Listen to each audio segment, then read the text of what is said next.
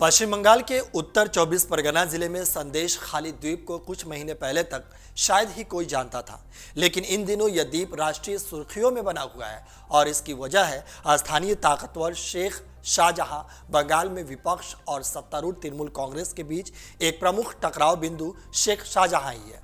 पहली नजर में देखने से लगता है कि लोकसभा चुनाव से पहले राज्य के दो प्रतिद्वंदी राजनीतिक दलों के बीच आरोप प्रत्यारोप चल रहा है, लेकिन गहराई से जाने में पता चलता है कि शेख शाहजहां कैसे सत्ता में तेजी से बढ़ने और इस द्वीप को अपनी जागीर में बदलने में कामयाब रहा है और कैसे संदेश खाली में शाहजहां का सिक्का चलता है। दरअसल शाहजहां शेख के संदेश खाली में ताकतवर बनने का सफर टीएमसी के सत्ता में आने से पहले शुरू हुआ था। मीडिया रिपोर्ट्स के मुताबिक उनके मामा मुस्लिम शेख सीपीएम नेता और पंचायत प्रमुख थे। शाहजहां ने स्थानीय स्तर पर मछली व्यापार से राजनीति की शुरुआत की। उस वक्त तक कोई नेता नहीं था और मामा की छत्रछाया में ही काम करता था।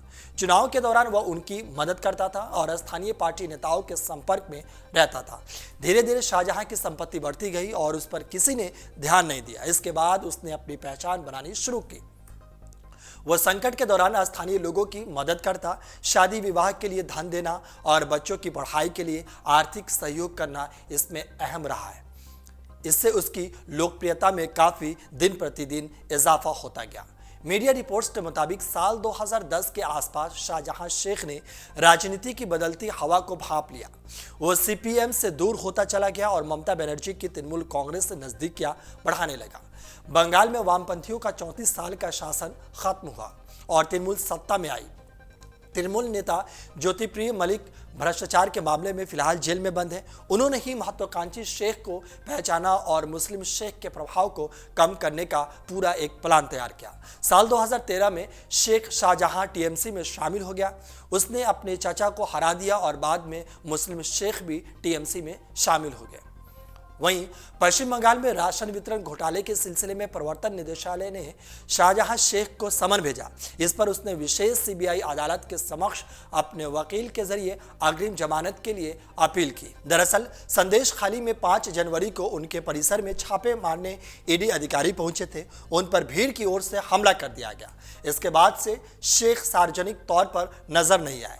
शेख ने वकील के जरिए दावा किया कि वह धन शोधन मामले में एजेंसी की शिकायत में आरोपी नहीं है। शेख की अग्रिम जमानत याचिका की अगली सुनवाई के लिए 23 फरवरी का तारीख तय की गई है। बता दें कि शेख शाहजहां जनवरी में संदेश खाली स्थित उनके घर पर छापा मारने प्रवर्तन निदेशालय के अधिकारियों की एक टीम पहुंची थी, जिसके बाद भीड़ ने उन पर हमला कर दिया था।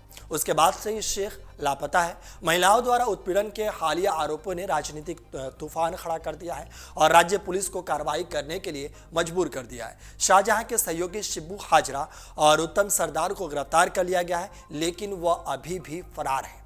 अगर आप ये वीडियो YouTube पर देख रहे हैं तो हमारे चैनल को सब्सक्राइब करें और बेल आइकन को दबाना ना भूलें। अगर आप Facebook पर ये वीडियो देख रहे हैं तो हमारे पेज को लाइक करें। अगर आप ये वीडियो YouTube पर देख रहे हैं तो हमारे चैनल को सब्सक्राइब करें और बेल आइकन को दबाना ना भूलें। अगर आप Facebook पर ये वीडियो देख रहे हैं तो हमारे पेज को लाइक करें।